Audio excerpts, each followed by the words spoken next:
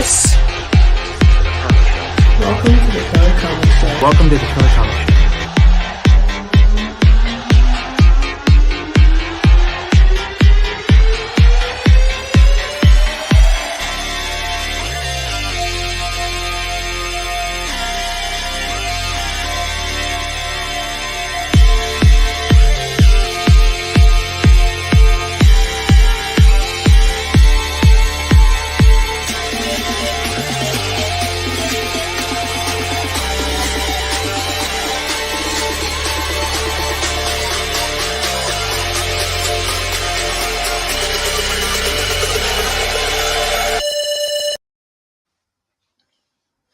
Oh, This is a different setup, isn't it?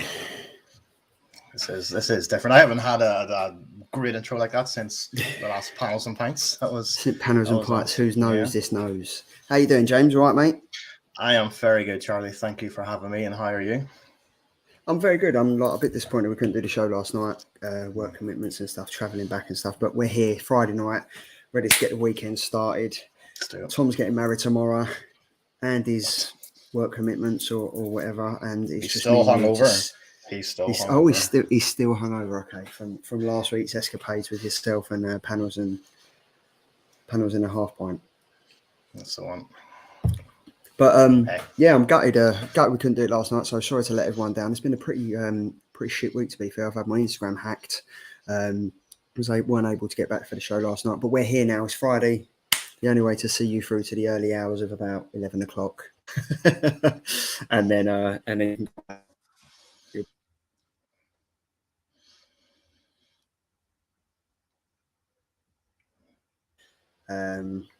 but it's good to have you back.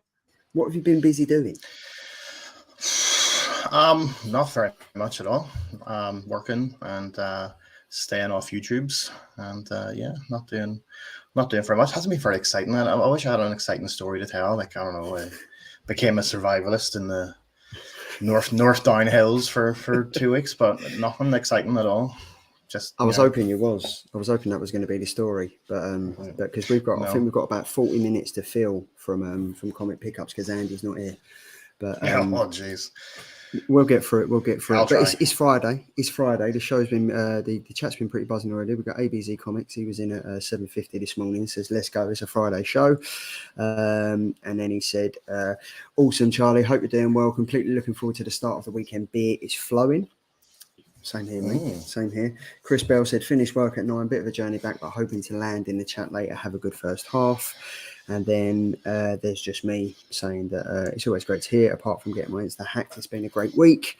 And no, it hasn't been sorted yet. So I've had to do about 5 or 6 verifications with Instagram showing my face and stuff. But the only problem is because Geeky Guy Comics Instagram just shows comics, the only video that I've got on there is of me and Andy at Thought Bubble last year. And apparently it doesn't look anything like me. So your guess is as good as mine. So when I get it back, do you need to get Andy then to pose as the same photo and send that through? We have to recreate that photo. I think I will. And talking about Andy, here he is. Look, evening, folks. Happy Friday, evening, sir. Thank you very much. I hope you're okay. What has he said? Killer Comics has signed the new middle-aged bald man on a free transfer from FC Panels and Pints. I can see a bit of stubble there, mate. Yeah, that's like two months of growth. I was trying to get it ready just for the Killer Comic Show because I know you all like your overgrown stubble, but I couldn't hit it. we ain't got Tim on the show tonight, so we can kind of relax and let the stubble flow. We've got Leon Russell, evening sir, thank you very much. And we've got Mrs. Connie Dalton. Welcome. Hello, Leon. Hello, Connie. We've got Millions Information Booth. How you doing, Martin? How you doing, mate? Thank you very much for joining. And it says, Andy has just said, Charlie's internet appears to be hungover. Oh, look, if you don't know by now, we've been doing this show for nearly 2.5 years. There's always internet trouble in Croydon. It's either someone's nicked the pylons or someone's nicked the 4G antenna. Right? That's what happens in Croydon. That's the way people live. So just get used to it. It's a live show. Shit happens. Do you know what I mean? And the thing is, see, if you freeze, I'm on a really crappy laptop, so I don't know if it's me freezing or you freezing, so I'm just going to stand there like a deer in the headlights if something goes wrong.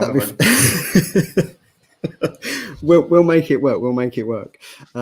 We've got the Poptimist is in. Evening, sir. Now, if you didn't check out Darren's post over on Instagram today, unlucky because you could have been in chance of winning a all expenses paid for trip to Barbados.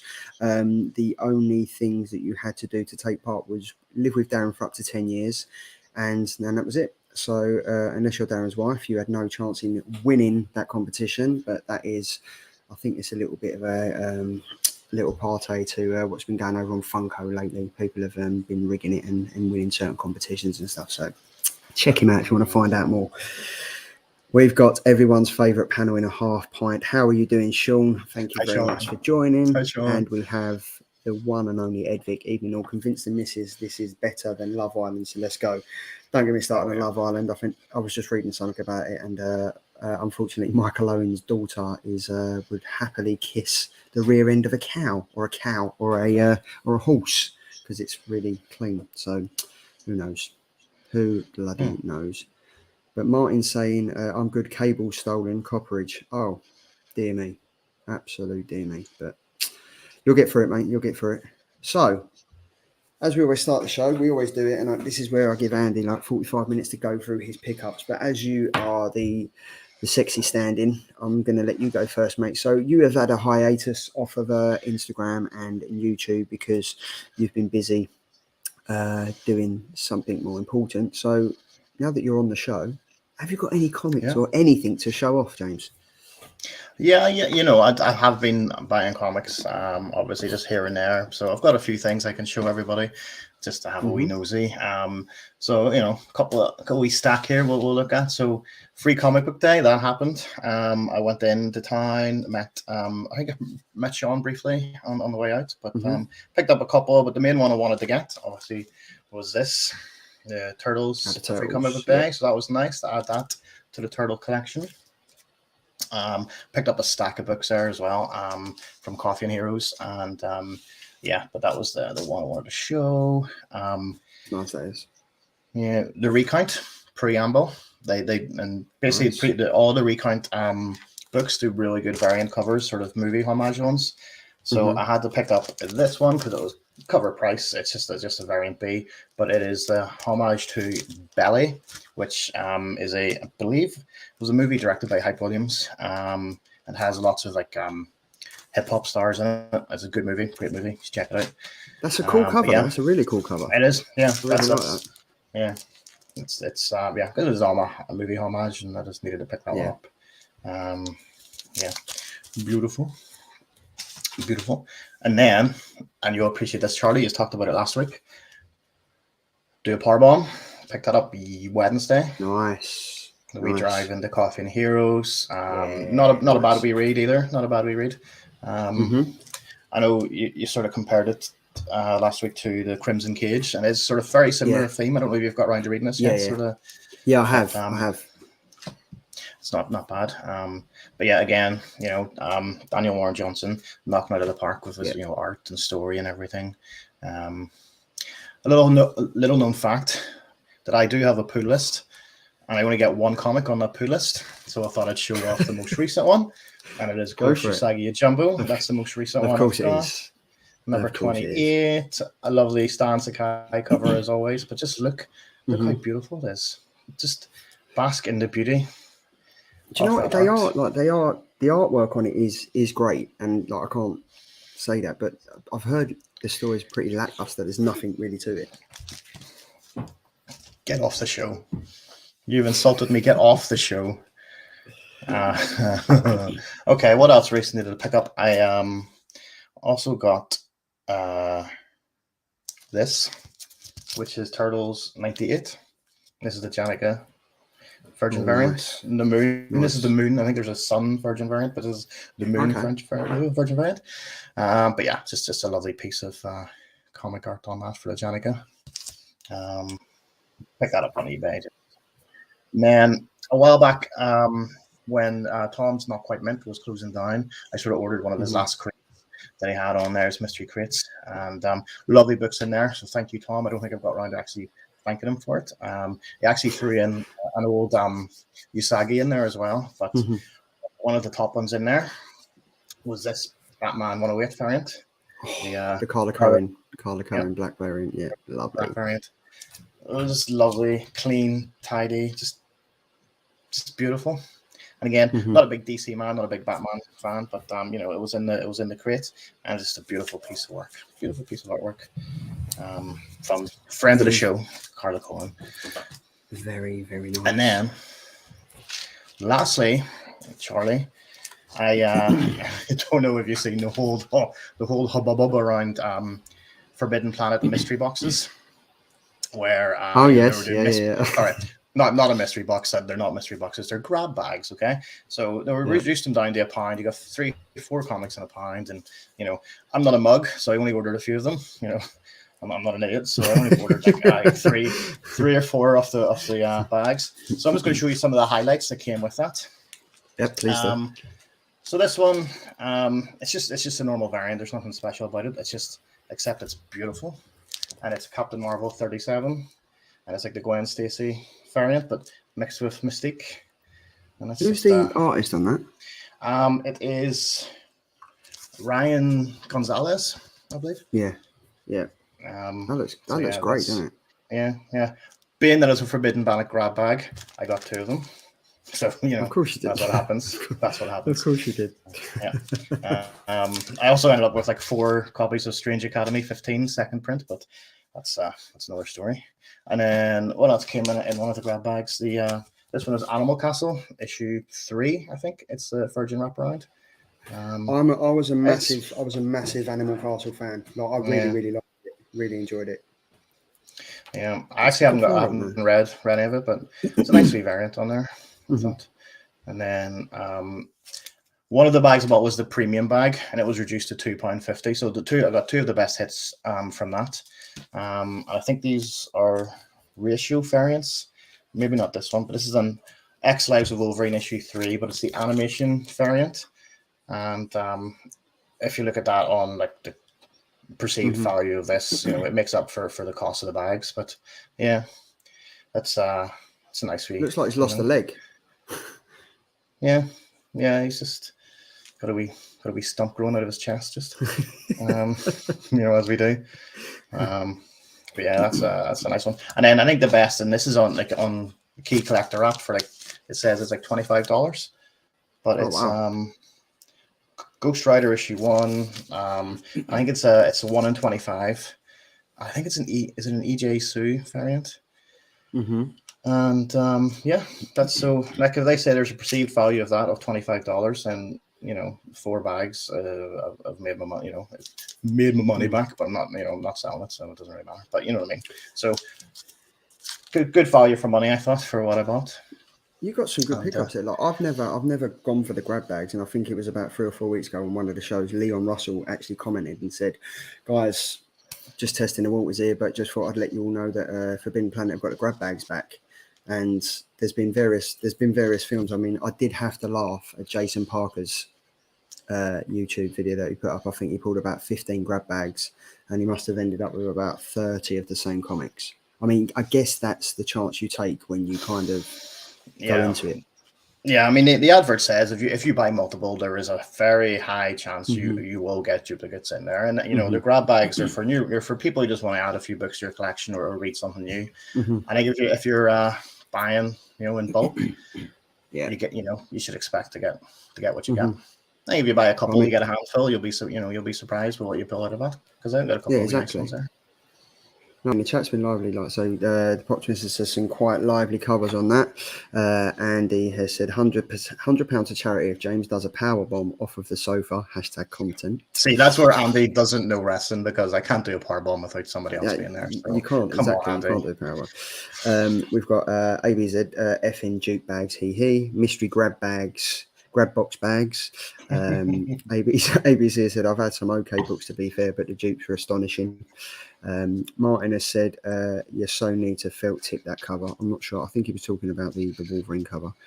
Leon Russell has said, shocking development. I bought a few of the cheap Forbidden Planet grab bags and only got a few double ups, although I did get 5 copies of Department of Truth #9. I'm sure you can get 50p for them on eBay, so I'd flip them.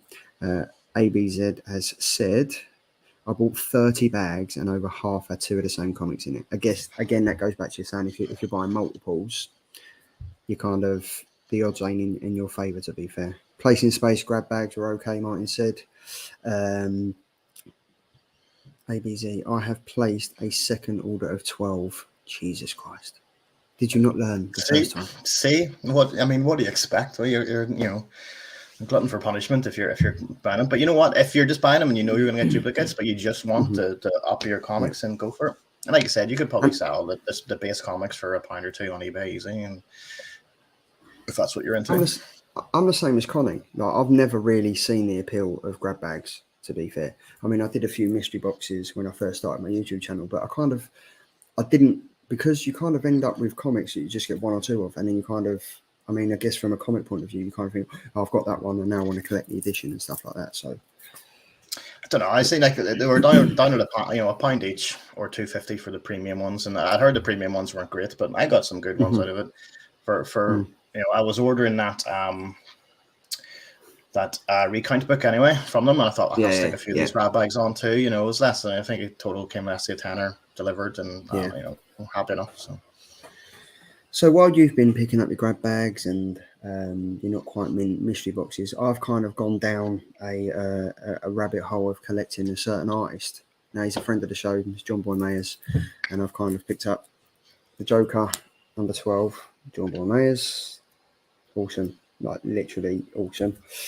And then I got this delivered yesterday. So this is DC at Wonder Comics. This is Young Justice issue number 8.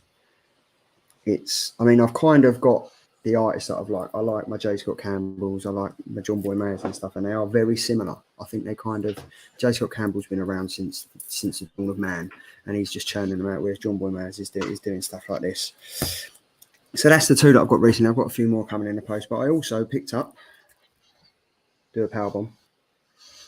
I've read this, and I'll tell you what, we're reviewing it next week. I think Tom picked this for next week's show. We're reviewing it next week. And I've read it, and it's a great. I don't want to go too much into it, but if you like your wrestling, if you like your Crimson Cage, it's right up the street for you. This one, so I don't know if you viewers in the chat might have known this. It was on one of our pull lists on one of the slides we put out about 4 months ago, because it seemed like this comic was never going to get released. No one could find it anywhere. I was talking to David Byrne from Scout Comics, and he was like, yep, Diamond have definitely sent it. It's definitely going to come here. It's definitely going to be sent. I was in today shopping, and I found it. The only copy I could find, Triskele, the only one, issue number 1 on a shelf at Gosh Comics in London. Found this, Triskele. So I'm looking forward to reading this. And I also picked up Grimm issue number 2, the foil variant. So shiny. I got the foil. It's very, very shiny. I got the foil version, issue number 1, and that went off to CGC. My lovely wife. It's like my head. It's so shiny. It is very, very shiny. I sent my wife sent off issue number 1 in the foil, and 3 J. Scott Campbell, the 1 in 10 Alice Ever After. So I'm hoping they'll probably come back and it'll be 9.6s, because that's kind of what I get. And then I've kind of now started to go down the trade paperback route. So I've added this to my collection, Batman White Knight. I've had all the issues, and I finally decided to bloody buy this. Amazing. And King of Spies. So happy I got this. This is a great read. So these will keep me going for the next couple of weeks. And that's what I love about the shows, because when we do the trade paperbacks in the FOCs and stuff, we kind of get to see what's coming out. So yeah, it's affecting my wallet more than I thought it would do. But that's me. I only picked up a few. I haven't got as many as you or Andy would do. But it's what it is. It's what we do. Killer pickups. So lovely. The chat here. So ABZ has now said, can't complain with the price. It's not good if wants a bunch of random new reading. Exactly, that's the thing. I got a lot of High Republic signed issues 2 and 3 from the Deluxe, which were quite nice.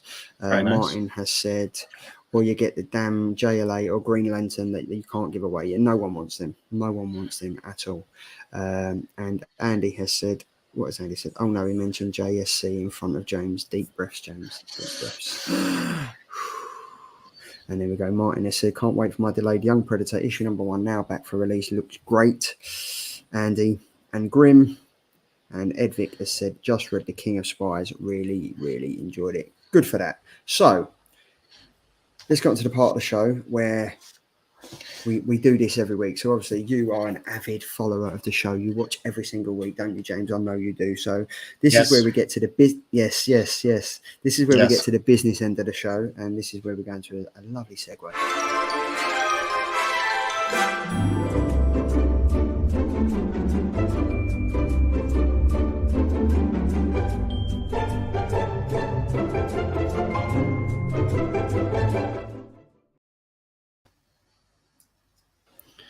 So this is where we come up to the business end of the show.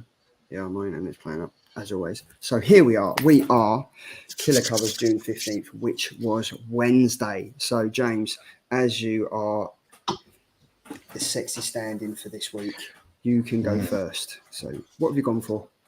So I've gone for Power Rangers issue 20, and this is the 1 in 25 incentive. Daniele De Nuculu Virgin variant. I hope I did that name proud. But yeah, and listen, I was looking through covers saying what stands out to me. Now, I haven't read Power Rangers or recent Power Ranger comics, so I don't know anything about the book. Don't know anything about the character in it. But I just looked at this, and like the composition on it is just so good. It's like so plain but so detailed, you know. And it's conveys so much emotion in one image, where we can see there's this character who I don't know who he is. I'm sure it means something to people who do, but he's there in the middle of nowhere, tormented. It gives me feelings of emptiness, of pain, of anguish, and that's why it stood out to me. The color schemes on it, with the warm reds, the warm yellows, and then the cool blues down, splitting it in the middle. To me, it's just a fabulous, composed piece of art that just happens to be a comic book cover. I've got to say, right, so obviously, like you do a lot of colouring and stuff like that. So a cover like this works for someone who like really enjoys the colouring and the shading and stuff like that. I took Power Rangers off my pull list probably at about issue 10 because I just thought it was going nowhere, and then I kind of started picking it up again. So he is. I'm not going to give it too much away, but he's one of the main characters. There's been a massive shock catastrophe that's happened throughout the story. So if you're reading the story, this ties in very well. I've been reading the story, so I can see the emotion and everything, why you've picked this cover. But some people don't agree with me. Like Andy has just basically come out straight to the point. This looks shit. So, but yeah, there we go. He's gone with that. Martin has said this looks like a bad Spider-Man. So I'm on to a winner here, aren't I? I'm on to a winner. Phil, welcome to the chat, mate. How you doing, mate? Happy Friday. I know that face. There we go. And Martin has also said sorry. But do you know what, mate? Like you don't know. You never know with this chat. You never know who's gonna win. Hey, listen, if people don't appreciate good art composition and wonderful use of colors, and you know what that image sort of signifies for somebody who, you know, I've never read that book, but I was able to tell, oh, this guy's in pain. I know there's something really seriously wrong's happened, and you said yeah. So you know, that's the case. So you know what, the cover's done its job. Apparently, you had one job, James. Just one job. One job. Andy knows all about that job I had. Yeah, all right, so moving on. Andy has gone for Spider-Gwen, Gwenverse issue number 3, and he has gone for the Ivan Teo variant B. I have to say that I really do like this cover. I think the detailing on it is pretty smart, and I think the way that it's just like literally color blocked into the fact that she's pulling a hood, I think it's great. I don't think it's a winner. I don't think it's a winner. I think it's a good cover, and sell it for me. I'm sure your 15 random accounts that will go on at about 9:57 will be able to do it for you, mate. But yeah, look, I can sell it. I can sell it easy. It's bland. It's boring. Conveys nothing. Tells you nothing about the book, and yeah, it's just you know, it's a good piece of art, but it's it's boring. And I think Ed Vick has tapped you on the head. 13 watching, so there's at least 46 votes. 46 votes to be had. There we go. Look, but no, this is a nice comic cover. I would say it's better as a poster, as a comic cover. I think if Andy had gone for variant B, it would have been better. But I think, yeah, I mean, I'm not sure if that's meant to be raindrops or if it's meant to be like strategically placed creases in the cover. But it is a nice. I do quite like Spider-Gwen, and I've been reading this, so I can kind of appreciate the cover that he's gone for. So yeah, So that's Andy Spider-Gwen, Ivan Teo, variant B. And I have gone for Batman Urban Legends, issue number 16. I've gone for the Derek Chew variant. Now, some people might think, oh my God, this is just a standard Derek Chew cover, blah, blah, blah, blah, blah. No. Look at this. Look at they're all sitting there. The Birds of Prey, you've got Miracle Molly, you've got Katana. They're all sitting there on a Birds of Prey sign. Now, what are they looking at? Now, I can give you a spoiler. They are all looking down on Harley Quinn because there's a massive new character that's coming in, Harley Quinn, and if you get this comic, you will understand what I'm talking about and you will understand how this ties into the story. But for me, this comic's got it all. It's got amazing characters, it's got the competition, it's got the composition, it's got the colouring, James, you've got to agree with me, the colouring and the shading on this to get like the Birds of Prey in neon, I just think it's great. No, I think it's...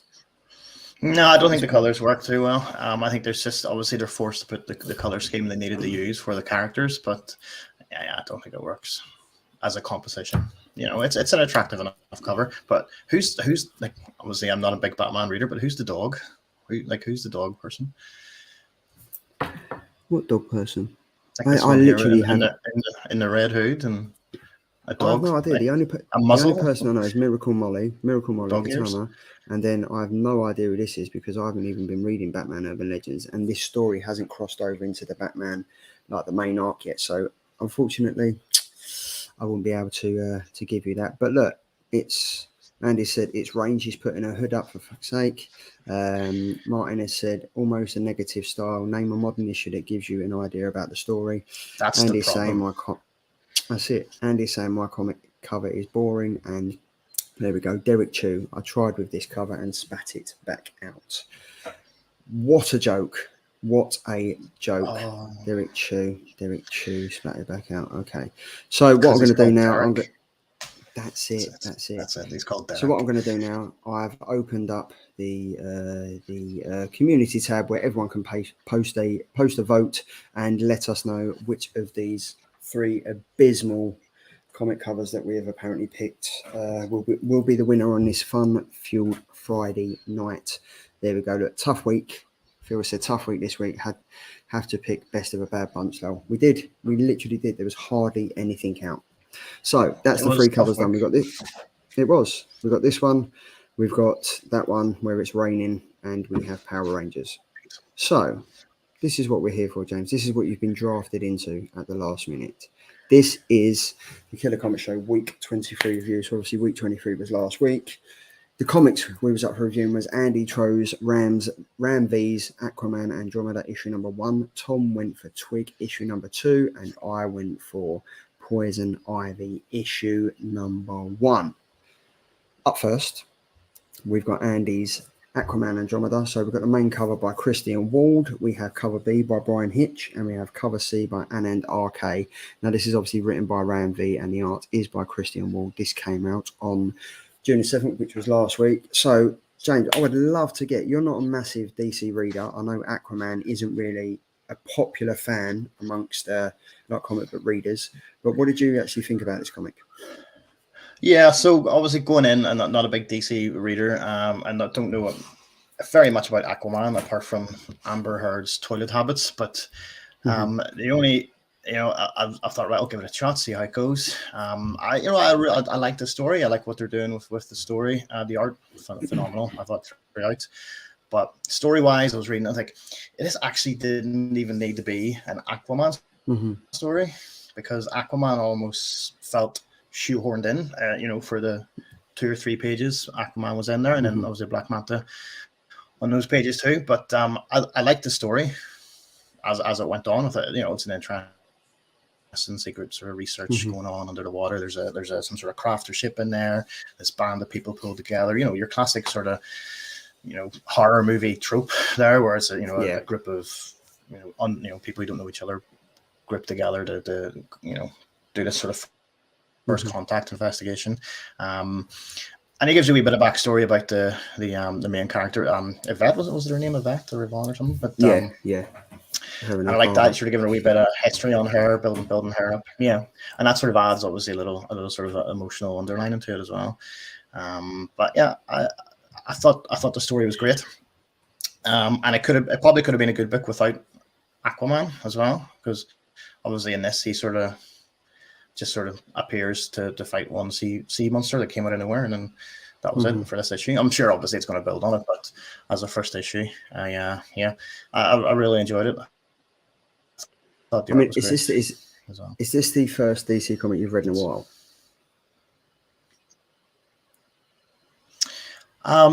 Yeah, definitely the first DC book I've read in probably at least 7 or 8 months. Yeah. Jesus. So it is quite a long time. I mean, it's Ram V. So at the end of the day, like anything Ram V kind of touches horror wise, you kind of know that you're going to be in for a good story. You kind of know that there's going to be like horror elements in it that's going to like pique your interest, and you're not really going to know what's coming around. Recently, he has done some stuff with Christian Ward, and I think I've got to touch on what you said. The artwork by Christian Ward is sublime, right? It really, really is good, and it pays compliments to the story as well. I mean, I'm not a massive Aquaman fan, and I don't think I would have read this unless these two guys were doing it. Unless Ram V was writing it and Christian Ward was doing the artwork, I don't think I would have picked this up. There was some like quite a big hype around it, like they released a trailer of it, they've done it in a magazine format and stuff, so there's been some push behind it, but at the end of the day, Aquaman I don't think he gets the credit that he deserves. Like some of the stories that he's done, I don't think the movie was all that, but this, I'm really looking forward to seeing where this goes, because for me there was essences of Sea of Sorrows in it. There was like bits of plunge, like underneath the sea is, I think a lot of people have a fear about that, like what is the unknown and stuff like that. So I think Ram V is going to be pulling on that quite a lot, because it is fish. There's loads of fish under there. Some people are scared of plenty fish. Of those. They are. There's plenty of fish. They are. There's loads of them. But that's what I think it is. I think like it's that unknown. And some of them pages, like there's hardly any narrative on it. You kind of just, you're looking at the artwork, and I think the way that they've written it is for the reader to kind of go on their own journey and stuff. And I thought it was quite heartfelt with the daughter talking about the backstory of her father and how she's gone on this journey and where she is now.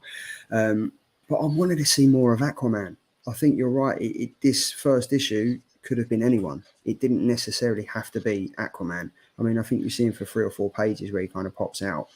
I did like it though, where they tied it back to his origin, where he's a man that comes out to sea, helps the town and where he is, and then he goes back in. That was kind of good, because that was a nice little callback to the movie and stuff. But I'm invested in this, unfortunately, because I think it is Ram V. We know what Ram V does. The artwork by Christian Ward is fantastic. So I think the elements are there for people to add it to their pull list, and I'm definitely one of them that has done that.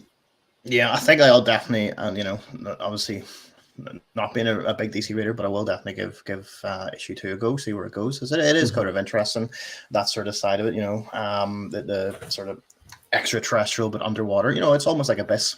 The movie Abyss in a way, where it's a team of people going down to investigate so what could well be an extraterrestrial. And then obviously you do have that side of it, and then you've got your Aquaman and your Black Manta side, where obviously he's hired to go in and find what this is as well. So that's probably going to tie in a lot more.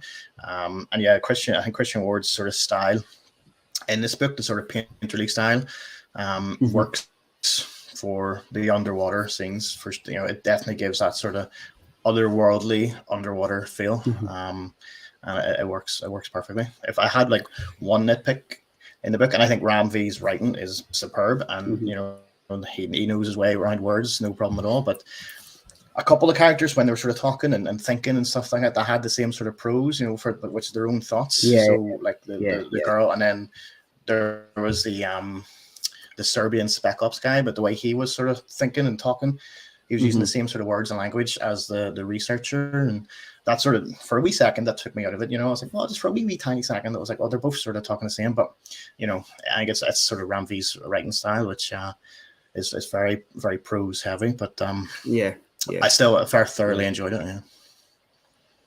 Yeah, and look, Andy's saying it gave me Sea of Sorrows vibes, and I think there's a lot of underwater comics out there at the moment. You've had Sea of Sorrows, you've had Plunge, you've had this, you've got the Ocean Will Take Us, which is done by Rich Dweck. So there's quite a lot out there. So there's obviously something happening in the ocean, like someone somewhere has given, like, this year we're going to talk about C. But I am looking forward to this. I think this is this only a mini series? I think it's only like seven issues. Like seven issues, it says. Okay. Yeah. So yeah, I'm looking forward to it. I'm glad Andy picked it. And he's asked a question. He said, James, have you prepared? Do you have notes? I have no notes, but I have prepared because I've read them, which is more than I can say for you. Shocking. And yep, Andy's agreeing with you. The narrative was a bit bloated at times. I think as first issues go, I think it was all about building the character directive. But I think with Aquaman, I don't think it needed to be done as such. I don't think, even though this is Aquaman Andromeda, I don't think this is going to be an Aquaman story, if you see what I mean. I think it's going to, like, Andromeda is obviously the underwater ship that they're on. So I think it's going to be more about that as a story instead of it being Aquaman. I think Aquaman's going to play like a second fiddle in the story. Yeah, I think it's one of those things where Ramvi maybe had a pitch and he was pitching it to the publishers, and DC said, "We'll do it with us, but put Aquaman in there somehow." And he had to maybe retrofit. And I don't know, it's just me, sort of theorizing, but it sort of came across that way to me when I first read it. Mm-hmm. So yeah, I'm looking forward to it. I will be picking up number 2, and I'm sure myself, Andy, or Tom will pick it up and do that. So, but I'm going to say it was. I'm not going to give this a killer, if I'm honest. I don't think it was a killer, to be fair. Sure. James, is it a killer or a binner for you, mate? I wouldn't bin it, but I wouldn't kill it either. So we'll park it on the shelf. We'll park it on. We'll park it at the docks. Let's park it at the docks. Yeah, park it at the docks. Let's here we go. Stick it on the boat. Let's stick it on the boat. Right. So up next was Tom went with Twig issue number 2 by Image Comics, written by Skottie Young, art by Kyle Strahm. Main cover is by Kyle Strahm. Cover B by Skottie Young. Peach Momoko did a fantastic variant cover as well, and then we have a Skottie Young 1 in 100 black and white variant. Now, before the show, we touched briefly on this, but it'd be interesting. Did you read issue number 1 of this? I hadn't read it until I was coming on here, and I read up on issue 1 and 2. Yeah. So, thoughts on this? I don't get it. I don't know. I didn't like it. It's hard to sort of put it any stronger than it didn't work for me. I don't think what was meant to be emotional beats in the story didn't really work. Again, similar to the last one, or Andromeda, where the sort of backstory of the father did work. And this time it's sort of similar to this, where he's sort of following in his father's footsteps and stuff like that. But it didn't connect with me as much as the other one. So and maybe it's just because they're strange creatures, and they don't they're not, I don't know. It's just for myself, I couldn't get invested in it. I was reading it just for the sake of reading it, and I couldn't care about where they were going or what they were doing. I don't think of the humor. It wasn't funny either. Do you think, because obviously a lot of people know Skottie Young just as an artist. Loved it. Obviously, a lot of people know Skottie Young just as an artist, but his writing's good as well. Obviously, he's got Strange Academy, so he knows what he's doing. What did you think about the artwork on it? I liked the artwork was it was all right. For a sort of, I thought the sort of scenery and the backgrounds and stuff was really well done, and the more grotesque elements of it were good. But yeah, the art is what it is, and it's no one can say it's bad art. It just didn't connect with me with the story in it. But the artwork was good. I think like Skottie Young is a good writer, and again, he knows what he's doing. But I had a similar problem with The Me, Love in the Dark, where it was drawn out and it didn't need to be. I thought that was a great book, but it didn't have to be those 5 issues or whatever it was, 5 or 6 issues. They could have told that story better in a more, maybe 2 or 3 issues, more confined, more to the point, where I sort of get the same feeling on this one, where it's going to be drawn out just for the purpose of his contracted issues. Yeah, and again, there was so much hype behind this because I think issue 1 had like something stupid like 64 variant covers. So as soon as a comic comes out like that, people just jump on the bandwagon. They do. They just jump on the bandwagon and think, "Oh my god, this is great. There's 40, like 64 comic covers coming out. It's going to be something good. It's Skottie Young. It's going to be this. It's going to be that." Issue 1 was okay. It was kind of like issue number 1. I kind of got it was kind of like a mix between Zelda and the Hobbit, where this little man is off to find his quest. He's off to find out what he's been put on this earth to do. This issue, other than the panel on the right, the main character there looking like Gossamer, this just reminded me of Flubber. The little yellow character just reminded me of Flubber. Like he was just this.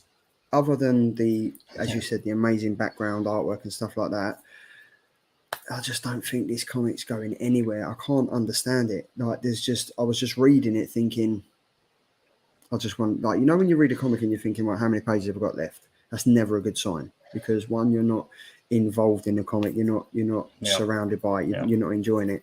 And I just found myself thinking, this just doesn't do it for me. There's nothing going anywhere. It's kind of a bit disjointed. He's kind of gone to this place. We don't even know what he's looking for yet. He doesn't know what he's looking for. He's got his little Flubber friend character that doesn't know what's going on. And it kind of just is like the journey to the center of the earth, where one, he doesn't know where the center of the earth is, and two, he doesn't even understand fully why he's going there.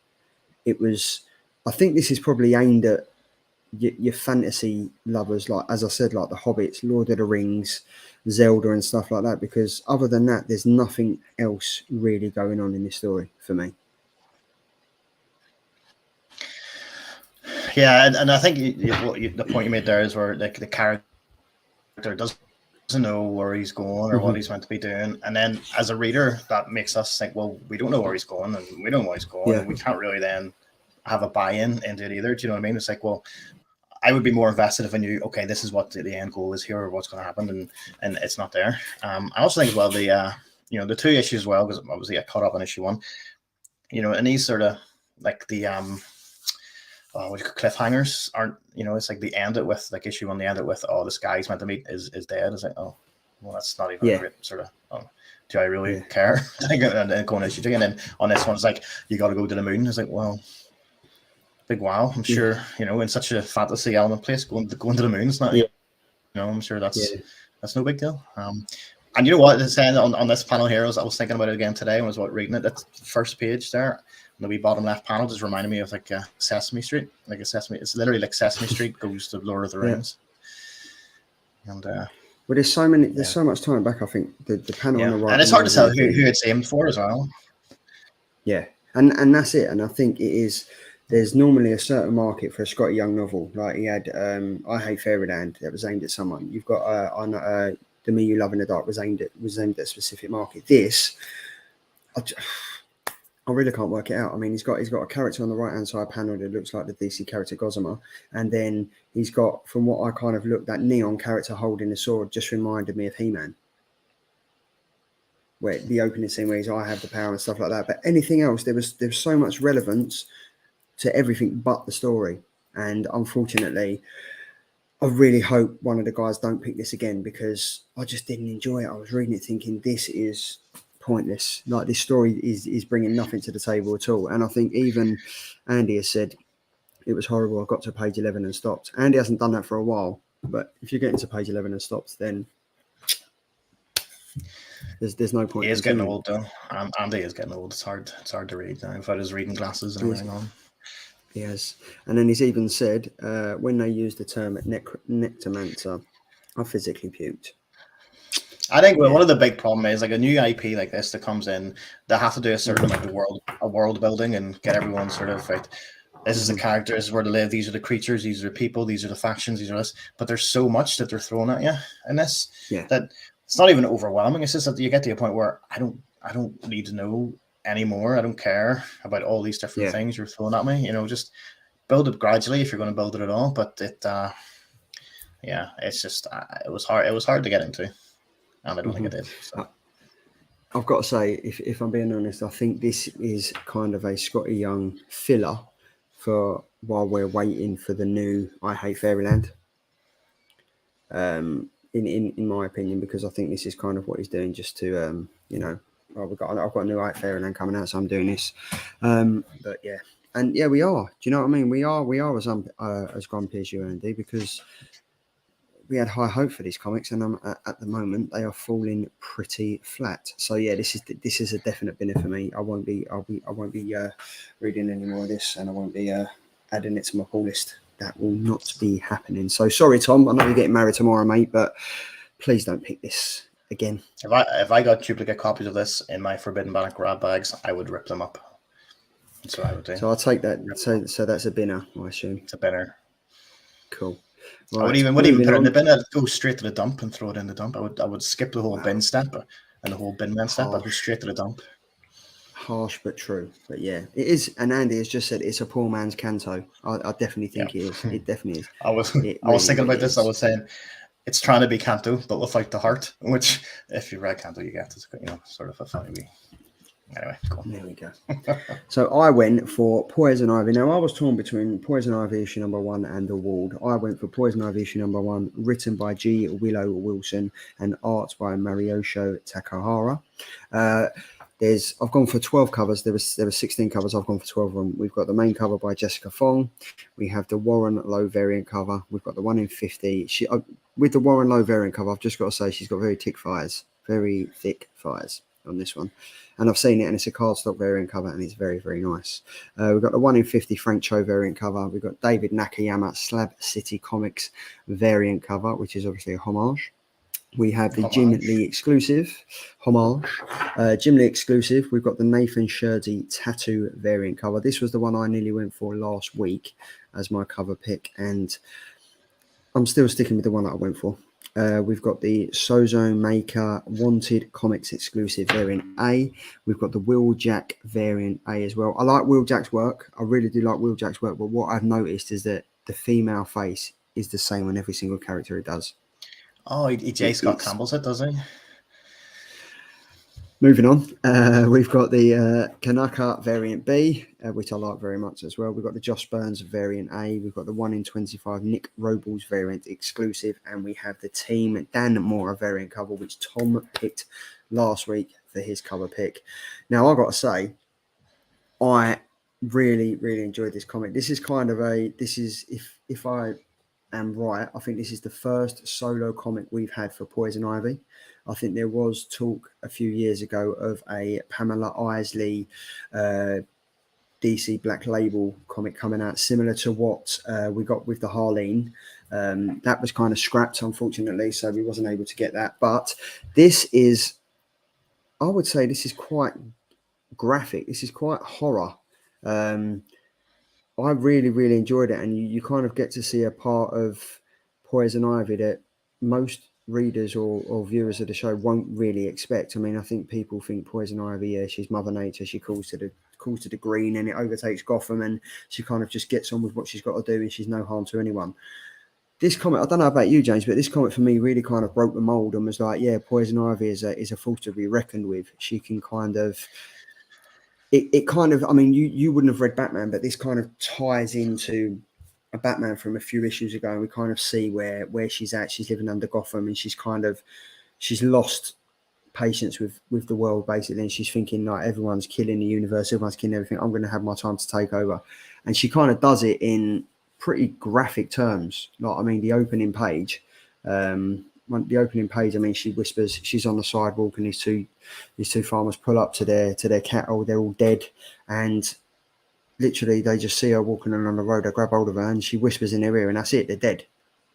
Like, she literally takes them over, and the way that she kills them really reminds me of the computer game The Last of Us, where these are like the horror characters in the game.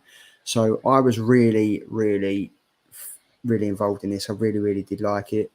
Properly enjoyed it. I've added it to my pull list, and I just think Poison Ivy as a character, it's about time that she came to the forefront of DC, because if I'm being honest, there aren't really that many strong DC characters that kind of hold their own in standalone issues. So I am definitely 100% a killer for this.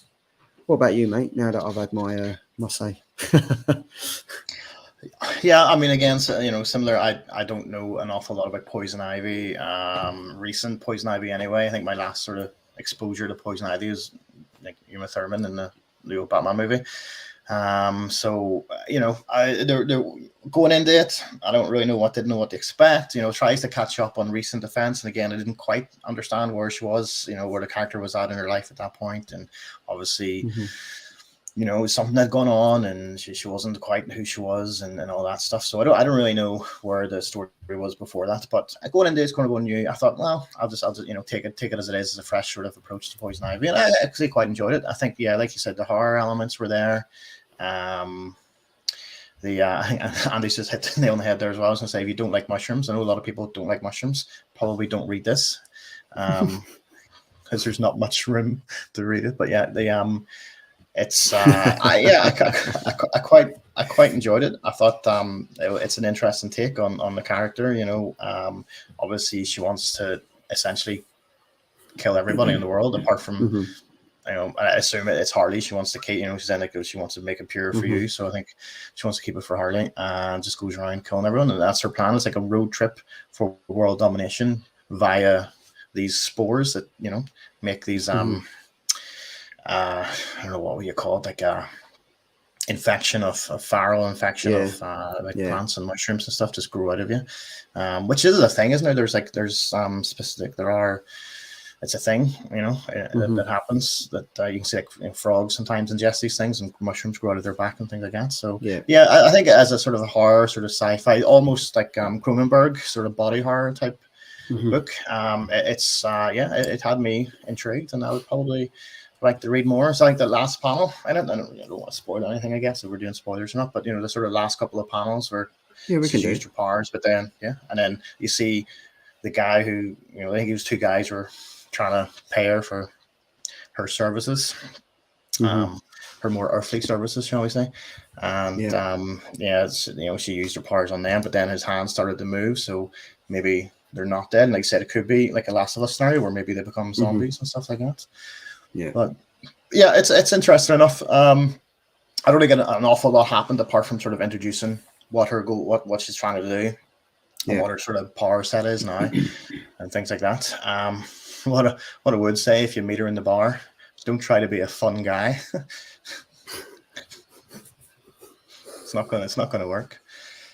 It's not because honestly, it's not. No, it really isn't. And I think Andy has said, right, so there was one major story gap, a massive theme issue. Poison ivy controls plants and it's at one with the green, but the narrative is about mushrooms. Is this a new superpower she has now?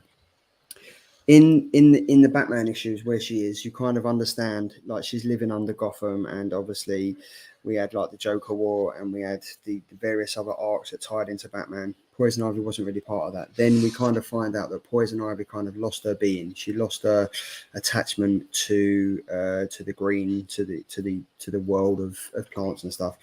There's a part in that where we find out about how she kind of got in contact and in touch with like much more than just plants and stuff. But I totally get it. It isn't. If you're picking this up as a first issue, you don't really know much about Poison Ivy.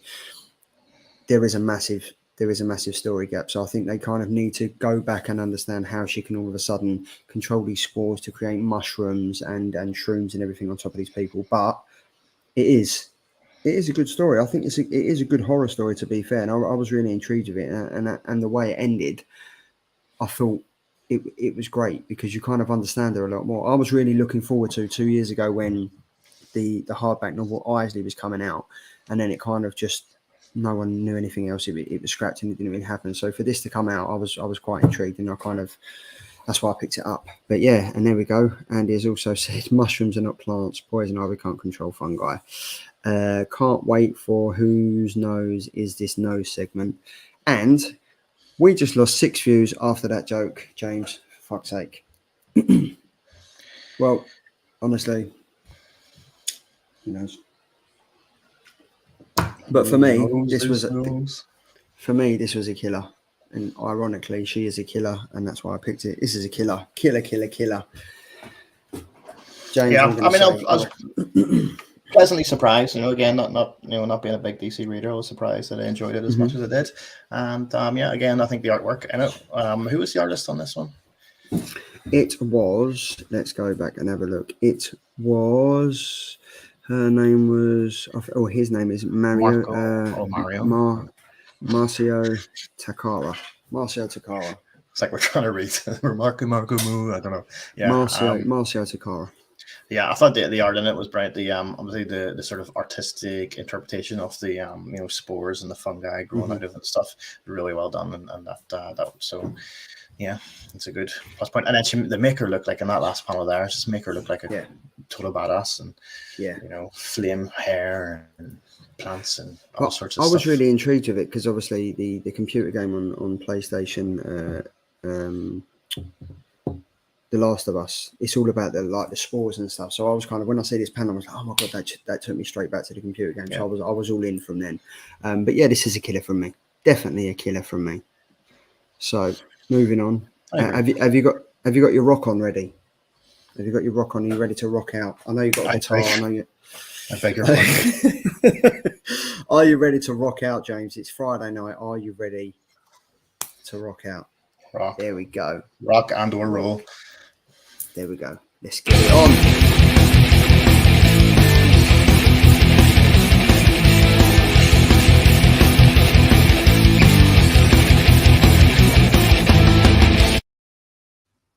There we go. So look at this. So as we've got Andy in the chat, and I haven't got no notes available, what we're going to do, we're going to do Perpetual's Killer Indies for June 22nd, which is next Wednesday. And welcome, Wakazashi's Tea House. It's probably, I don't know, it's probably 5:55 in the morning over there. Your lips are as venomous poison. Morning from Japan. Are you feeling Genki? Quoting some Alice Cooper. You can't beat that. Of course you are. And Leon Russell is loving that Kanaka variant cover. So there we go. So this is Andy's Killer Indies for June 22nd. Now, Andy, you are in the chat, mate. So what I'm going to do, if you could just literally give a brief one-liner of what this comic is about and why you've picked it, that would be great. So up first, well, there's no need for this. This is Noctera, issue number 11, written by Scott Snyder, art by Tony S. Daniel. This is available next Wednesday. This is by Image Comics. I don't really know if you're reading this, James, but Noctera has been consistently fantastic. Honestly, this was amazing when it first came out. The trade paperback is sensational. This has just gone from strength to strength. Issue number 10 ended on a pretty decent cliffhanger. Issue number 11 seems to be picking up straight off the bat. Really looking forward to this. And Andy's just said, check my WhatsApps, Charles, because sure he's just sent me. Here we go. Look, so here, look at this. This is how professional we are. Noctera number 11, Pedal to the Metal, part 5. With nothing less than the fate of the world in the balance, Val and a Sundog convoy face a terrible sacrifice. The quest for Eos reaches its shade-infested conclusion. This is how professional. Sign me up. Sign me up. Honestly, if I would honestly say, pick up the trade paperback. It's Scott Snyder. This is probably some of the best Scott Snyder stuff that he's done in recent years. And working with Tony S. Daniel, they complement each other so great. So I cannot sing this praise of this comic anymore. Definitely pick it up. Up next, we have Beware the Eye of Odin. Now, this is written by Doug Wagner and art by Tim Odland. And this is Beware the Eye of Odin, issue number 1. When a Viking prince finds the Eye of Odin, he must return it to its rightful owner or face a death of boils and decay. Sounds a bit like Poison Ivy. By his side are a one-armed warrior past his prime and a female warrior convinced she's a Valkyrie. Monstrous mayhem ensues. Doesn't that sound a bit good? That actually does sound pretty good. Pretty good. Pretty good. Vinyl and plastic creator Doug Wagner returns with artist Tim Odland and colorist Michelle Madsen to bring you a tale of Vikings, trolls, frost giants, and the Valkyries. I'm all for this. This sounds pretty intriguing. What about yourself, mate? Yeah. Thanks for that. Great. I do like sort of Norse mythology and stuff like that, but I don't know. I don't think I would. No, I would get stuck into it. No. Sorry. And then up last but not least, we have the Silver Coin. Have you been reading this? I have not read a Silver Coin now. Right. So the Silver Coin. I don't really read comics. Why am I here? What's going on? This is definitely the show for you then, mate. So obviously the Silver Coin is by Image Comics. This is an anthology of mini hit horror stories. You've got various writers on there. You've got Jonathan and you've got Ramvey. Ramvey's done a few. So this is the Silver Coin issue number 11. In 1978, a firefighter finds a strange silver coin in the charred ruins of a nightclub. He quickly learns exactly what he can use it to do, what happens when a dark mind harnesses the coin's power and unleashes it on those who least expect it. Find out in this chapter of Silver Coin. I'm all for this, and I've got to say, if it wasn't for Andy picking this and making me read 5 issues when he picked issue number 6, I wouldn't have picked this up, and I still wouldn't have been reading it today. But I'm so glad I jumped on it, because it's awesome. It really, really is good.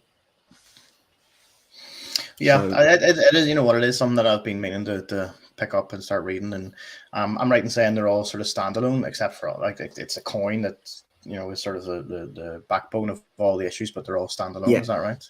Yeah. So yeah. I'll definitely have to give 1 or 2 a read. Some of the issues have tied directly into it. Like I think it was issue number 7 that literally ran over into issue number 8, but it kind of, the buck stops with the Silver Coin. Like that's kind of where it stops, and then the next story continues. Someone's found the coin, but I think it was issue 7 and 8 where the story continued from, we see the death of a character in issue number 7, and then it picked up from issue number 8 where he kind of got that coin. So I'm not sure where this one's picking up from. It does sound very much similar to how the last issue was portrayed, with like I think it was a police officer that kind of got hold of the coin and was working with some gang cartels where they kind of picked up, and there was fires going on and they picked up the coin and stuff. So it's going to be interesting. But that is his 3 picks. And then obviously you've got Perpetual Comics, not on social at the moment. He'll be back next week. Fingers crossed if he gets over his hangover. I think he's back. I think he's back on Instagram. I think his Instagram was live today. So he's there to check out, I think. Well, who knows? But yeah, if he is, it's perpetual.comics over on Instagram, and then it's Perpetual Comics over on Twitter as well. So that's the Perpetual indie picks for next week. If you are going to add any of them to your pool list, make sure you do it, because you don't want to miss out and then end up paying stupid, silly money over on eBay for the flippers that do. But we've got these coming up now. So are you ready for another segue, mate? Are you ready for another segue? I'm going to rock on this one.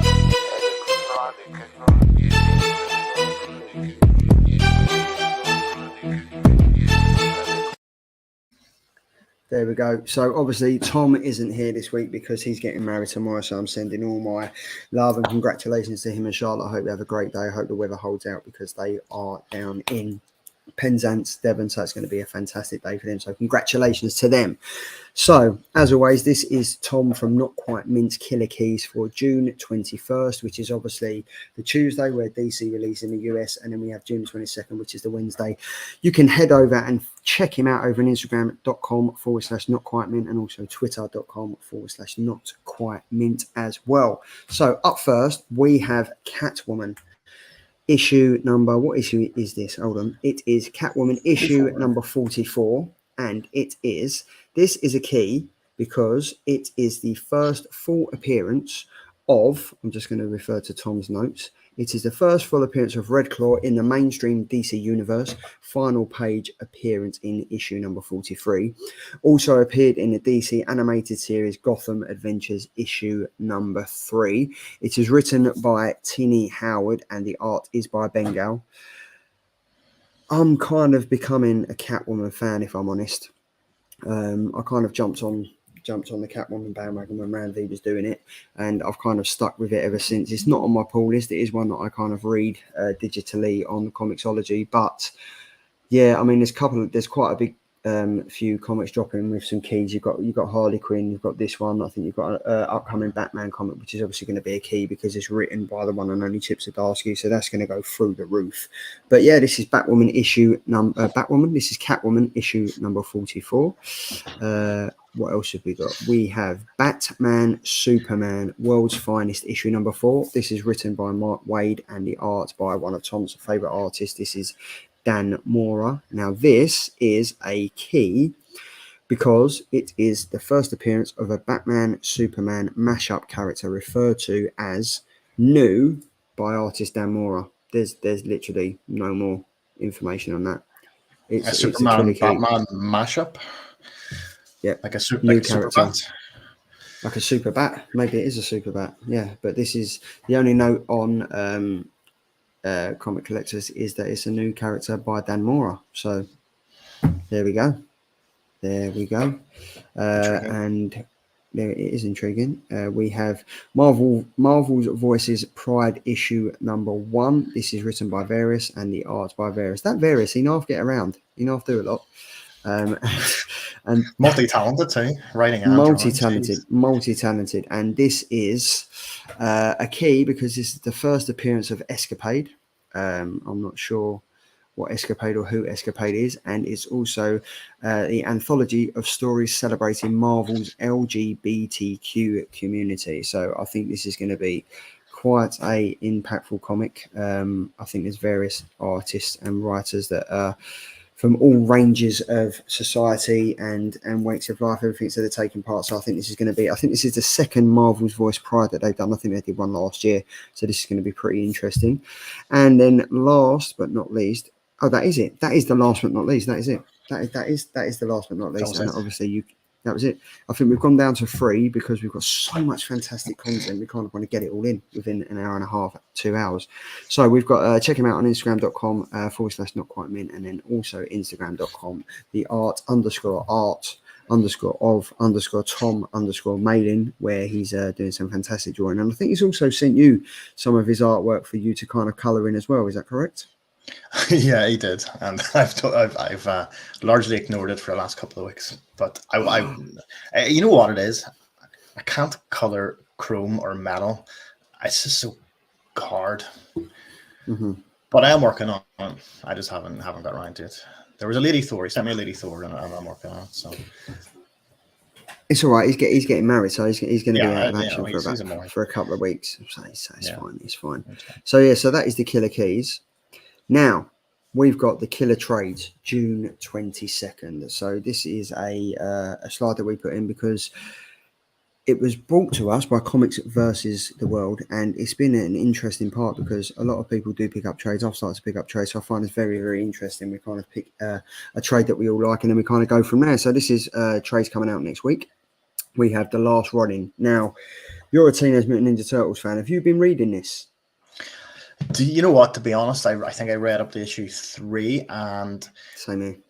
Not for any particular reason. I just didn't actually buy the next couple of issues, and I just haven't got into it to read the rest of it. I was enjoying it. So there's no reason why I didn't. I just didn't, you know. But it definitely now is in trade. It's a perfect way to highlight it to me that I can now pick that trade up and enjoy the full range of the story. But you know what? I did the same as you. I think when issue 1 came out and it flooded the market again with varying covers and stuff, and there was so much hype behind it. It was on my pull list, issue 1, issue 2, and issue 3, and then I kind of it just disappeared. I think because the issues were so far apart, I couldn't be bothered to continue reading it because I was like, it's a good story, but I just couldn't be bothered to go back to issue 1 and then read it again, then wait 6 months, read issue 2, wait 6 months, read issue 3. It was just. And you'd think with such a prominent character of a Teenage Mutant Ninja Turtle with a story that's never been done before, you thought they would have kind of got the issues out quicker. But it just didn't happen like that. And there was a big delay, wasn't there, on issue 1 as well? It was pushed back so many times. And yeah. And you're right, it's probably something that took me out of it. But I think at the same time as well, I stopped the regular series as well from IDW from my pull list. I dropped it because, to be honest, I wasn't enjoying that anymore. So I think I just sort of phased out of modern Turtles at that stage, but I definitely do want to obviously get around to reading all of them. So the full whack. But there we go. Look, it's like I mentioned Turtles, and Luke gets the call. What did I miss? Eastman got on the phone and said, "Look, they're talking about my book." That's it. See what I mean? That's what I said. But yeah, so obviously this tells the story of who is the last Ronin. In a future battled, ravaged New York City, a lone surviving turtle embarks on a seamlessly hopeless mission seeking justice for the family he has lost. This collects the complete 5-issue miniseries in a new graphic novel and adventure as fulfilling for longtime turtle fans as it is accessible for readers just discovering the heroes in a half shell. I'm so glad this has come out because will be picking this up because I want to read it, because I want to finish it, because it was so intriguing. The artwork was good, the story was good, but I just couldn't wait 6 or 7 months for the next issue to come out. So yeah. Did you see the new game that's come out, the TMNT Shredder's Revenge? Is that the one on Nintendo Switch? It might be. It might be on. I don't know what form it's on, but it's like the old arcade game. It's like a sequel to that, but it's all new. But it's like the same side-scrolling arcade game. When's that out? Is it been released already? I think it's been released already. Yeah. Oh, I'll definitely be picking that up. So thanks for bringing that to my attention. So yeah, this is Teenage Mutant Ninja Turtles, the last one in hardcover, 224 pages, $29.99. Looking forward to this. IDW Publishing, get in. Up next, we have, there we go. This is one for you, sir. It is the Crimson Cage trade paperback, 144 pages at a minimal price of $9.99. So this is in dollars. So it's probably about £8. Written by John Lees and art by Alex Cormack. Me and you are both big wrestling fans. So for this to be out now, this was probably one of my favourite horror stories that I read towards the end of last year. This was, it was just great. And I can just only assume that you kind of thought the same thing. I absolutely loved it. I just couldn't get enough of it. I was, and once you get to the end of it, you sort of realize it is pretty much a almost beat for beat retelling of Macbeth, but it's just it's just done so well. It's even 5 issues, and Macbeth, as we all know, being cultured, is 5 acts. But it's it's just it's just so well done, the way they fit the story in, and you've got your sort of 80s wrestling, your territory wrestling in there. You've got your sort of southern Bayou horrors with the swamps and the sisters and all that stuff, and demon luchadors appearing from nowhere is always a good thing. You can't beat that. And I think the writing is just superb, the art is superb, and the thing about John Lees, he's so good at sort of commenting on Instagram. If you say, I picked up this book by John Lees, he says, I hope you enjoyed it. You know what I mean? He's seems so humble for someone who comes up with such brilliant storylines for comics. I couldn't get enough of it. I hope they do something. I don't see obviously how they would do anything else with the story, but it's the one you sort of hope to do something similar in the future, by John Lees. But yeah, I'm not sure, you might know this, but obviously you've got Alex Cormack. Is Ashley Cormack is are they related? Yeah, I think it's Alex's wife, and she does the colouring. I was thinking that, yeah. But I mean, this was great. I mean, it's got horror, it's got emotion, it's got wrestling, it's got storytelling. It's great. And if you've got reservations about reading this, just scrap it, man, because it's such a great comic. It really was a great comic. It really, really was. And I'm definitely going to be picking this up. And it's AWA Upshot. A lot of places, a lot of comic shops don't really pick up this. So if you do get it and you can pick it up, I'd read it, man. It's so enjoyable. And it's not just for wrestling fans as well. That's what I want to say. It's not just for wrestling fans. It's for, if you like horror, there's if you like gore, blood and guts, there's plenty of that. There's, it's just the storyline is so good. And it just works with the rest. And it could be any other, because it's technically Macbeth, it could fall under any sort of, structure, but under the wrestling thing, it just adds to it. Especially if you're a fan, it's just superb. And I think you like you said, you don't need to be a wrestling fan. You don't need to understand anything about wrestling to enjoy it. You've got a wee insight into wrestling, but it's just, and like how cool was Chuck Frenzy's wife? She was just I'd like to see her have her own story, if I'm honest. That'd be pretty cool. So this is the Crimson Cage. Looking forward to that comes out next Wednesday. We've got Fear State Nightwing, volume number 2, 174 pages, $24.99, written by Tom Taylor. Art is by Various. Now, this is basically, with the Bat Team's comms unreliable, Nightwing is headed to Gotham to find the source of the anti-Oracle's transmissions. This collects issues 84 to 88 of Nightwing and also the 2021 annual. Now, I wasn't really reading Nightwing until I picked up the trade paperback of it, and I really got into it, really, really enjoyed it. Now, this is obviously a side part of the Fear State, the whole thing that happened in Batman and stuff like that. So this is for all you Batman fans out there, for all you Fear State fans. This is one that you want to definitely pick up. Nightwing Volume 1 was pretty cool. This is Volume 2. And yeah, it's just DC, it's Nightwing, it's Batman. So this is are probably one that you would like to add to your collection if you're a Batman and Nightwing and Gotham City and massive DC fan, which I know, James, you are, aren't you? Not really, no. But yeah, so this is one for out there for all you guys, and it's DC, so I just had to put it in. We've got Snow Angels, volume number 2, 160 pages, 1999, written by the one and only Jeff Lemire, and the art by the fantastic Jock, who has been on the show and was with us at Thought Bubble last year, and I'm hoping, fingers crossed, he will be going next year. So this year, sorry, which will be good. But this is, have you been reading this? Like, this is amazing. I haven't, no, I haven't, sorry. This is, I think this started on Comixology. So this was on digital only. It was solely for Comixology, and I think the hype was that big that they kind of had to listen to the public and they released it. And it's great. And if you haven't been reading this, I would definitely say get to it. Jock done like a giveaway on Twitter the other week. It was giving away, I think, Andy, you can confirm this, I think it was like 10 signed copies of issue number 2. But this is just great. Again, it's another thing that they're out in the open, and it's down to the elements. What can kill you, what can kind of help you survive and stuff. But it's a great story, and I've loved it. And yeah, and Andy's just said, James, he's never heard you so energetic about a comic since the great Usagi issues of 1987. Sorry, I'll tone it down a wee bit. I'm sorry. We're going back to Crimson Cage. Ed Vick has said I need to read Crimson Cage. Yes, you do. I'd love to hear your feedback on that, mate. And I loved Snow Angels. Can't wait for this. And regarding the giveaway on Twitter, Andy said, we didn't win. I don't care. That's all we need to know. There we go. So this is Comixology, Snow Angels, volume number 2, 160 pages, 1999. And last but not least, we have Chicken Devil trade paperback by Aftershock Comics, 128 pages, 16.99, written by Brian Buccellato and art by Hayden Sherman. Do you even know what this is about? Are you intrigued to find out what it's about? I read issue. I did read issue 1.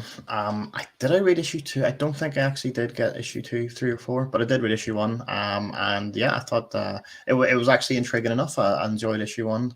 I was meant to read the other ones, and I just didn't. But yeah, I thought it was good. I thought it was. It's one of those things where it's so sort of, it's silly, but not outside the realm of possibility, and I think that's why it was almost sort of like Breaking Bad-ish. You know what I mean? Like, it's something that could have happened in like Breaking Bad or Better Call Saul, something, and that's yeah. I actually did enjoy the first issue. That's kind of why I kind of got into it, because it is very much like Breaking Bad, Better Call Saul, the chicken shop and stuff, and it's just batshit crazy. Do you know what I mean? Like, sometimes you just want to read a comic and you're like, oh my god, this is so far removed from reality. You do get involved in it, and I think where this is like that, the lettering on this, I've got to say, and I think Andy mentioned it when we reviewed the comic, the lettering on this is amazing, and it's just, this comic it throws you left, it throws you right, and before you know it, you're kind of in this warped world of Mitchell Moss, he owns a chicken shop, and I think in the first issue he loses his whole family. They're just gone. They're killed because he gets involved with a mafia. His partner gets involved in a mafia, and basically, as the synopsis says, Mitchell Moss is about as regular as it gets. He's married with 2 children and co-owns a successful chain of Memphis hot chicken restaurants. That's all I'm going to say. And this is 120 pages collecting the entire collection of issues 1 to 4, and the artwork is amazing on it. It's really, really enjoyable. It's batshit crazy. Yeah, I'm definitely going to be picking it up, and I like this because I'm finding myself more now reading more trade paperbacks, because I think it's, especially with the quality of the paper that's been put out recently, it's a waste of money. Like, I didn't like, as a comic collecting fan, picking up shit produced comics is a waste of money. Whereas if you look at a trade paperback in a shelf, it looks more appealing than a bunch of single issues just in a stack. So that's just flopping over. Flopping over. That's the last thing you want it to do. So yeah, this is Chicken Devil trade paperback. 5 good selections there. Now moving on. This is Andy's final order cut-off, #Killer Picks, and this is for June 20th, which is on Monday. So this is the final order cut off now. Every single week, the comic shops get a list through that they will send out to the public, and you're able to order that and get it before it's cut off, and you can't order it no more. That's basically the be all end all of it. So what the lovely Perpetual does while he's sitting in his Oracle office, he sits there and puts this list together for all of you people in the chat and all of you people watching the rewind, so you can kind of not miss that, get your comics in before the order shuts, and you get what you want. Now, up first, we have She Bites, issue number 1 by Scout Comics. This is written by Hedwig Hale, art by Alberto Hernandez, and the code is that, the SRP is that. And basically, this is about Elsie Barker is a 134-year-old vampire in the body of a 9-year-old girl, sick and tired of stupid adults treating her like a lost little girl and not letting her buy cigarettes. Elsie decides to hire a babysitter to be her chaperone. Enter Brenda Zelensky. There we go. Wow, a suicidal teenager in search of some quick cash so she can buy a one-way ticket to Scotland to jump off a cliff. Despite the generous pay, yeah, as you do. Despite the generous payday, it turns out that babysitting a vampire might be more trouble than it's worth. It sounds that ridiculous. I want to read it. There's a lot to it, isn't there? There's a lot to it. There is a lot to it. I mean, like, the fact is that she's 134-year-old vampire living in the body of a 9-year-old, and a babysitter wants to get some money to go to Scotland to jump off a cliff. There's some serious character development involved in this story, I think. If there's ever a reason to go to Scotland, it's to jump off a cliff. It's to jump pretty off much a cliff. Pretty much the only reason you would go. Oh, I mean, why not? And as Chris Bell said, yeah, nice upbeat. But of course, it's Andy's picks. Andy is nothing but the most professional, upbeat person I know. I love it. I love him dearly. I do love him dearly. But yeah, he is very upbeat. So yeah, that's by Scout Comics, and that is out on Monday. Well, it's out in July the 20th, but the cutoff is on Monday. Okay. Then we have Radio Apocalypse issue number 3. I was fortunate enough, out of all my first CGC submissions that I did, this was the pièce de la résistance, because it was the man with velvet fingers that packed it for me. Andy did it for me, packed it for me. We had the what did we have? We had the foil cover. And it come back as a gorgeous 9.8. So thank you for that. So yes, this is by Vault Comics. This is Radio Apocalypse issue number 3, written by a friend of the show, Ram V, and the art is by Anand RK. And we're at issue 3 all this already. I can't believe this. This tells us about Baker's. Do you want me to read the blurb? I'll read the wee blurb for you, Charlie. Yeah, go on, mate. Give your throat a wee break. It's like Bakerstown runs low on food and fuel as the shadows of the wasteland creep in and the soundtrack to the end of the world plays on. That is. Do you know what? Have you been reading this? Because it's quite good what they do in every single issue. They kind of give evidence of a song that's playing. And Ranvi said at the start of issue number 1, read the comic and then go back and read it while listening to the song that we've kind of mentioned in it.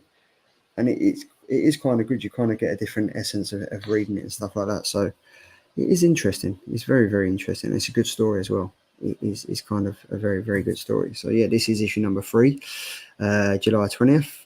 Then we have, this was a weird one, Axe Judgment Day, issue number 1, written by Kieran Gillen, art by Valero Shitty. Okay, yeah, there we go. And I don't really know much about this, but do you want to read it, or do you want me to read it? Sure, I'll do it. In the land of the righteous, the X-Men claim they're the planet's new gods. The Eternals know that position is already filled. The Avengers are about to realize exactly how many secrets their co-called friends have kept from them. Years of tension lead to a volcanic eruption as 2 worlds burn. Who has leaked the X-Men secrets to their latest foes? Why is Tony Stark abducting an old friend? And who stands in judgment over the whole world? Judgment Day from Kieran Gillen and Father Shitty is the apocalyptic emotional event to define the summer. There we go. If that doesn't make you want to pick it up and read it, then I don't know what is. But I think this is going to be a big comic. Did you know Axe is what they call Lynx in America? So Lynx body spray is called Axe in America. Yes. So is this sponsored by Lynx? So is this a Lynx Judgment Day? Maybe yeah, it's like a Fortnite. No Lynx anymore. Yeah, that's it. But James went all Sterling Moss on us there. He did, didn't he? That's what I thought. He did, very much so. Leon Russell has said, I'm looking forward to reading the collected first issues of Radio Apocalypse in trade paperbacks in 2026. That's the only thing. Again, there's so many. I think the first issue came out in November. last year, and issue number 2 came out in February, March.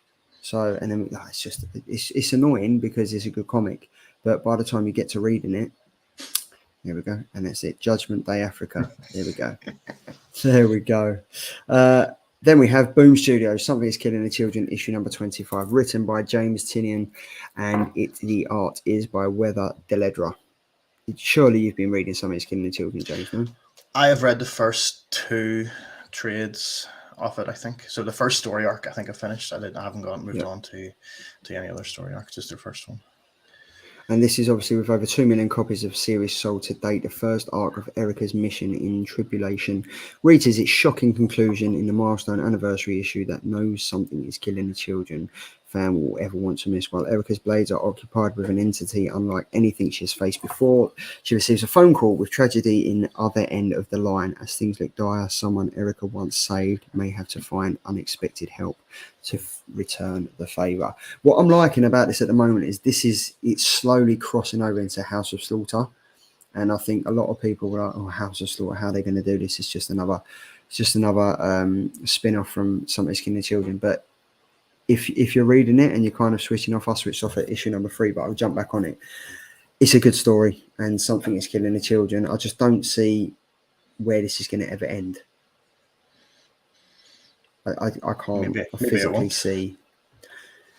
Maybe it won't. Who knows? But this is out on July the 27th, so we've got another month and a half for this until it releases. Sorry. We've got a question. We've got, don't get me wrong, it's worth waiting for. But then Andy has also said, no, there we go. It's a statement. Can James do the voiceover for the synopsis every week, please? Are you up for that, James? You up for doing that? He obviously doesn't like my Cockney dulcet tones, so I won't be doing that anymore. There we go. We've got Above Snakes, issue number 1, written by Sean Lewis, art by Hayden Sherman, and then it's your turn now. This is by Image Comics, and you've got to do the synopsis. The hit team behind A Few and Thumbs returns with an all-new Wild as Hell miniseries. Writer Sean Lewis and artist Hayden Sherman and rockstar letterer Hassan Otsmane Elehu introduce a world where Deadpool-style westerns collide with the fantasia of Neil Gaiman in the story of Dirt, a man seeking vengeance for his murdered wife and nothing but a talking vulture to prod him on. Above Snakes is a fast and furious explosion of Western tropes and American vengeance that explores where our rage can take us. I'm quite looking forward to this. I want to see the letterer if it's Rockstar Letterer. What is Rockstar Lettering? I'm very intrigued now. I'm very, very intrigued now. But yeah, again, this has come out July the 13th. So if you're looking forward to reading this, make sure you get it on your list now, because otherwise you won't be able to. Order it on Monday. And that's it.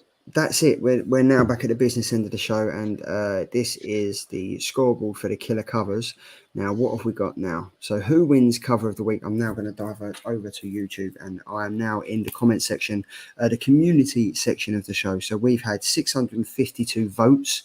We've had an average of 13 people watching. So as you can see, it's a normal week. In third place, we've got myself with the Batman Urban Legends, Derek, Chew and Spit It Out cover. We've got in second place, we've got yourself, James, with the Power Rangers 20 cover. And unbeknown to me, and also Andy, and also his 622 other accounts, he has won with 46% for his Spider-Gwen Ivan Teo cover. So well done to you, Andy, while you are... I don't know, are you ill or are you hungover? He won the poll, and there we go. So yeah, he's catching me up. He's only 3 behind now. Tom, unfortunately, has only got 2. So yeah, it's very, very much interesting. But what I've noticed is that Andy's latest 3 covers that he's won have been Jock covers, and I'm surprised he's managed to win without another Jock cover. But yeah, look, he wins. Amazing, nice one, mate. Well done, well done. It was a good cover. It was a good cover, and it was slim pickings. It was slim pickings. It was. It was sort of boring. It was like Spider-Gwen. Mm-hmm. Oh, but here he is. Here he is. Triple G Comics. Sorry, I'm late. We'll catch up tomorrow.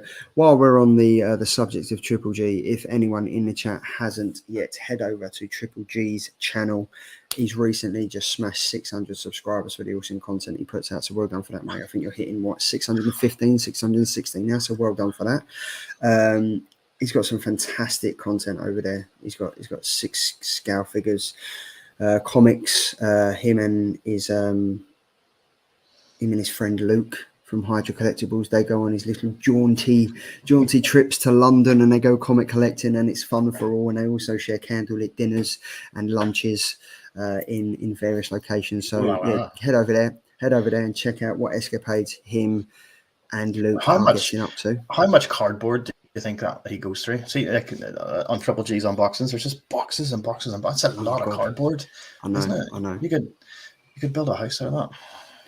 I would love that. So yeah, so Andy, he's won this, and also we did a little giveaway last week. We did because we reviewed issue number 1 of Digital. So Rich Watkins very kindly sent us the issue to read, and if you ain't read Digital yet, just check it out. It's fantastic. It's a Kickstarter comic that Kickstarter doesn't really do it justice. If it was in an LCS in between, I don't know, Image, Boom Studios, Dark Horse, it wouldn't look out of place at all. It's fantastic. Like this is why Kickstarter is so good, because it gives the opportunity to upcoming writers and artists to show what they can do and absolutely smash it out of the park with Digital issue number 1 and 2. On the back of that, we gave Andy very kindly said to anyone in the chat, if you want to be in chance of winning these issues, all they had to do was comment on last week's show with a reason and what they are grateful for, and just hashtag Digital. We only had one comment, and it was from the one and only Chris Bell. So Chris, you are the lucky winner of issue number 1 and 2 of Digital. So I understand from Andy that it is all packed up and ready to be sent to you. So yes, you are another winner. Congratulations on it. Thank you very much for watching the show, and thank you very much for commenting. Well deserved. Triple G, cheers, mate. Very appreciate that. Don't worry about it, mate. You're putting out good content. That's all that matters. And Triple G has said, "Lol, very true, mate. I make cardboard forts. I would like next time, as a request, mate. Next time you do your room tour, I want to see your cardboard fort, because I'd very much like to see. And it'd be even better if you had Luke sitting in there with a paper mache crown. That'd be great. That'd be awesome. So if you can put that together, surrounded by that, that's where you're getting the views, mate. That's where they're happening. And Chris Bell has said, "I'm over the moon with this win, lads. Thank you very much. The fault is still a win. It is a win, no matter how you get it, unless you're cheating, which doesn't constitute as a win in my eyes." But there we go. So this is the Killer Comic Show sneak peek for next week. Now there we go. Up first, I have gone for Alice Ever After, issue number 3. This is loving this. This is written by Dan Panacea, the art by Georgia Spalletta, and it's a adult take on Alice in Wonderland. She's popping pills left, right, and centre. She's loving life, but is it all coming to fruition? How's her life going to end? Is she living in the dream world? Is she living in the Wonderland, or is this how she sees her future? Or did Alice die years ago when she fell into the well? Who knows? This is going to be interesting. Issue number 3. Andy went with a Calculated Man issue number 1 from Aftershock Comics. I've seen the premise of this. I've seen the previews over on Previews World, and it looks very, very intriguing. So very much looking forward to reading this. And Tom has gone for Do a Powerbomb issue number 1 by Image Comics. I've read this already, and all I'm going to say is just be prepared for some emotion, because it's quite hard hitting. Ironically, it kind of hits you in the feels within the first 5 or 6 pages. But again, if you're a wrestling fan, it's great. And Daniel Warren Johnson is obviously the fantastic writer between Dead Earth, who did Dead Earth, Wonder Woman.